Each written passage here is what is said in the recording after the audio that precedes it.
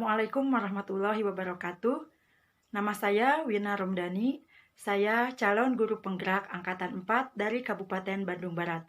Saat ini saya akan menyampaikan sebuah monolog tentang pengambilan keputusan sebagai pemimpin pembelajaran.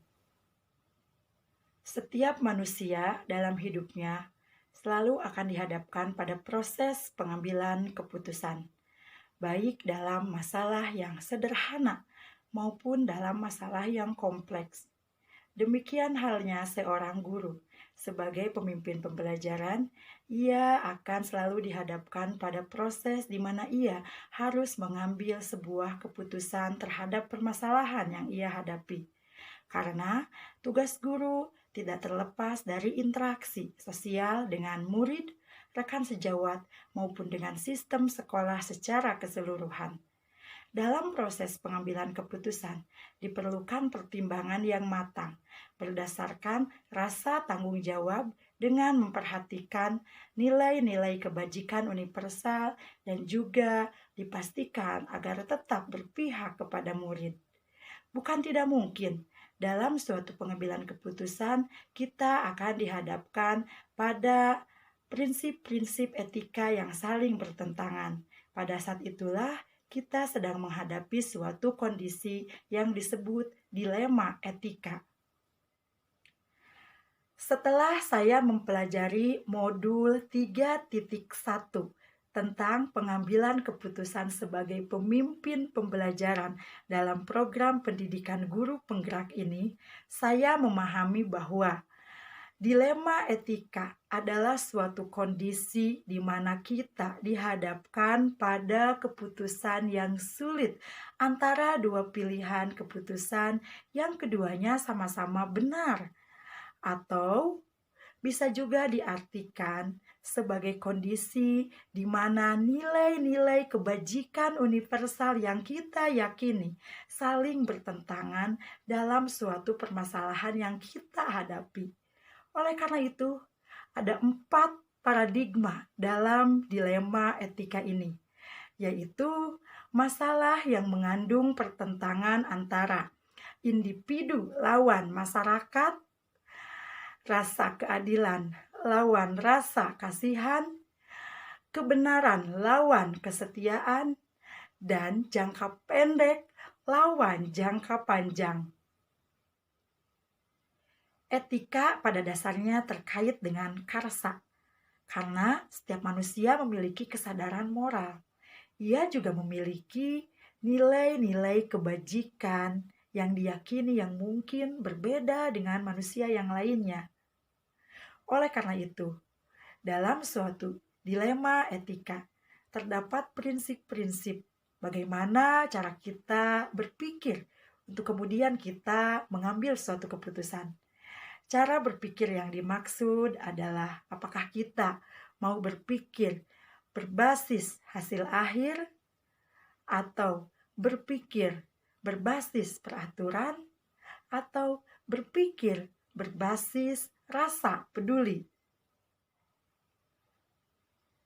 Dalam pengambilan keputusan pada suatu masalah yang merupakan situasi dilema etika, terdapat 9 langkah pengambilan dan pengujian keputusan yang terdiri dari: pertama, kenali nilai-nilai kebajikan universal yang saling bertentangan dalam masalah ini. 2, tentukan siapa saja yang terlibat dalam masalah ini. Yang ketiga, kumpulkan fakta-fakta yang relevan dalam permasalahan yang terjadi. Keempat, lakukan pengujian benar atau salah yang terdiri dari 5 uji. Yang pertama, uji legal. Adakah pelanggaran hukum dalam masalah ini? Yang kedua, uji regulasi. Adakah pelanggaran kode etik atau peraturan dalam masalah ini? Yang ketiga, uji intuisi. Bagaimana perasaan kita ketika kita menghadapi permasalahan ini? Yang keempat, uji publikasi. Bayangkan, bagaimana perasaan kita seandainya keputusan yang kita ambil dipublikasikan dalam koran atau media sosial misalnya. Kemudian yang kelima adalah uji panutan. Bayangkan bagaimana keputusan yang akan diambil oleh panutan kita ketika menghadapi permasalahan yang sama dengan kita saat ini. 5.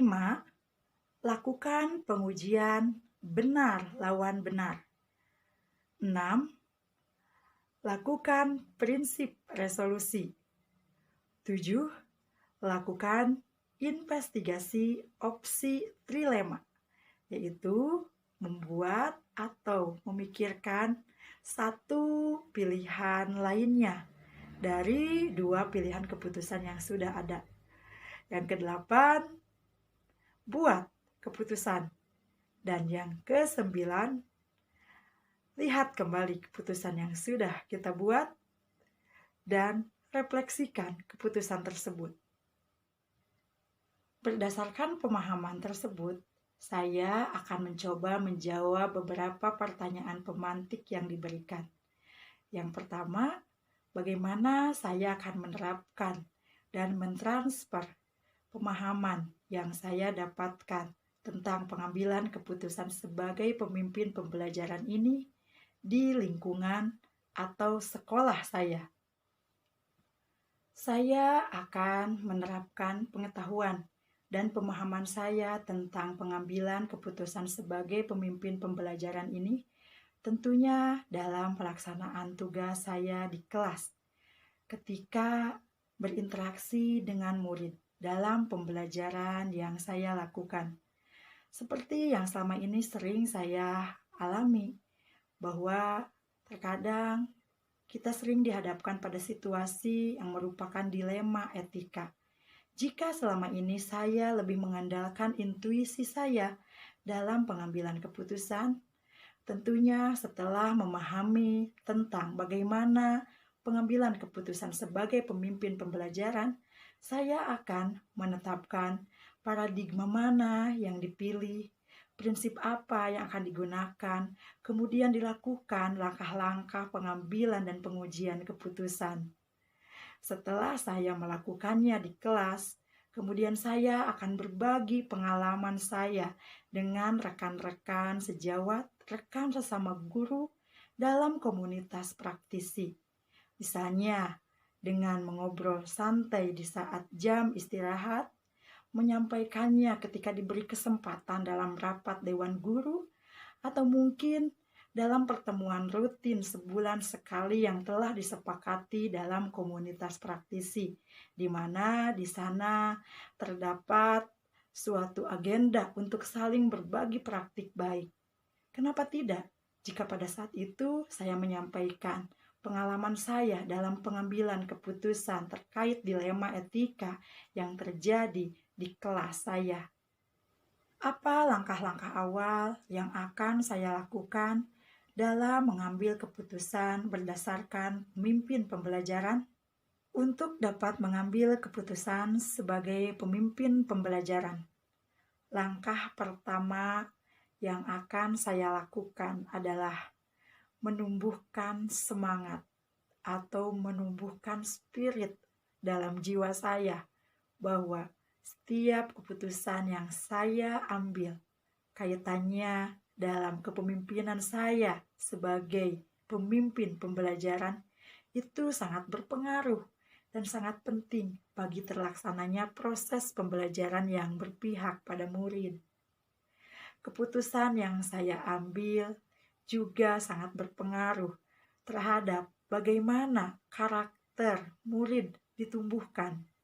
Karena sejatinya tujuan dari pendidikan adalah untuk menumbuhkan karakter, untuk menumbuhkan sikap positif pada diri murid. Mengingat sekolah adalah sebuah institusi moral. Saat spirit itu telah tumbuh dalam diri saya, langkah selanjutnya adalah saya akan menerapkan hal-hal yang saya pahami dari pengambilan keputusan sebagai pemimpin pembelajaran mengenai paradigma mana yang akan diambil, prinsip berpikir mana yang akan digunakan, dan kemudian melakukan 9 langkah pengambilan dan pengujian keputusan. Bahkan saya juga berencana ketika saya menghadapi situasi dilema etika, kemudian saya membuat suatu keputusan, saya ingin mencatat pengalaman saya tersebut dalam jurnal pembelajaran harian saya. Untuk kemudian jurnal itu bisa dibagikan kepada rekan-rekan saya dalam komunitas praktisi. Awalnya ini mungkin akan terasa sulit, tapi saya yakin saya akan bisa ketika hal ini saya jadikan kebiasaan. Mulai kapan saya akan menerapkan rencana mengenai langkah-langkah yang akan saya lakukan tersebut? Apakah besok, lusa, minggu depan, atau kapan?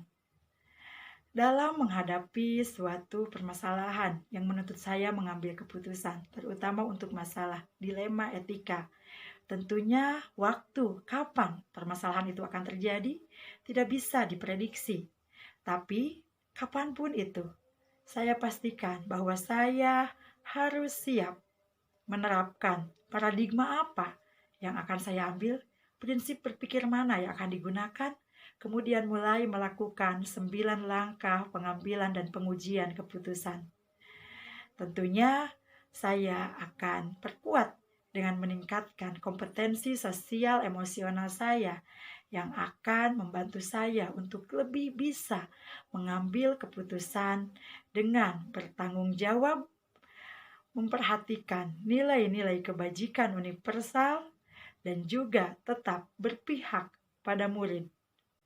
Lalu, siapa yang akan menjadi pendamping saya dalam pengambilan keputusan sebagai pemimpin pembelajaran? Adakah seseorang yang bisa mendampingi saya untuk memastikan bahwa keputusan yang saya ambil merupakan keputusan yang tepat?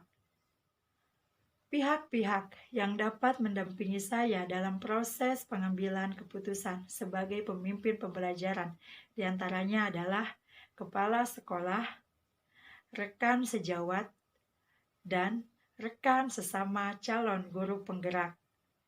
Dengan kolaborasi dengan mereka, saya yakin saya akan bisa meningkatkan kemampuan saya dalam pengambilan keputusan sebagai pemimpin pembelajaran. Proses yang dilakukan bisa melalui diskusi santai, dalam obrolan di sela-sela aktivitas sekolah, melalui praktek coaching, atau dalam kegiatan rutin di komunitas praktisi. Namun, jika saya harus memilih satu di antara ketiga pilihan tersebut, saya akan memilih rekan sejawat yang merupakan guru yang lebih senior dari saya sebagai pendamping saya.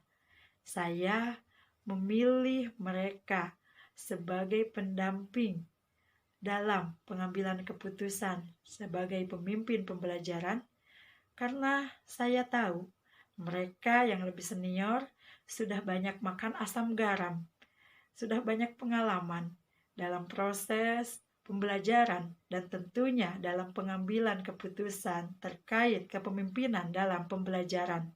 Akhirnya, saya berharap saya bisa menerapkan pemahaman saya tentang pengambilan keputusan sebagai pemimpin pembelajaran dalam menyelesaikan permasalahan yang saya hadapi, baik dalam interaksi dengan murid di kelas maupun dengan rekan sejawat di komunitas praktisi. Saya akan terus berusaha untuk bisa mengambil keputusan yang tepat, yang bertanggung jawab dengan memperhatikan nilai-nilai kebajikan universal dan berpihak pada murid. Karena saya yakin bahwa keputusan yang saya ambil akan berpengaruh terhadap murid tentang bagaimana mereka belajar, tentang bagaimana mereka menumbuhkan karakter. Karena pada dasarnya pendidikan adalah proses penanaman karakter bagi murid.